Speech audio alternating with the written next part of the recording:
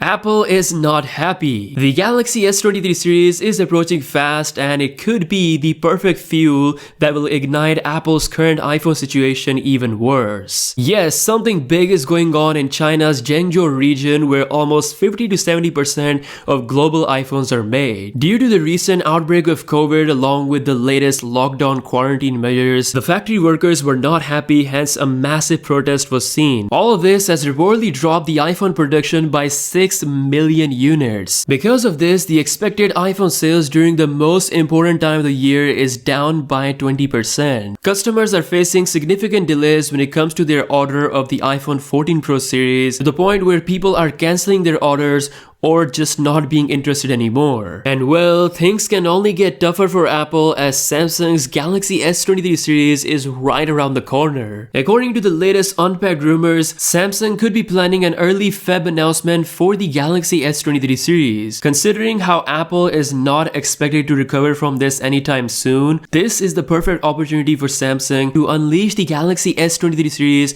to really challenge the iPhone 14 lineup. Now, Samsung has once again made some mad money on the iPhone 14 lineup. Yes, astonishing news from South Korea has revealed that Samsung has made 70% of the displays across all iPhone 14 models.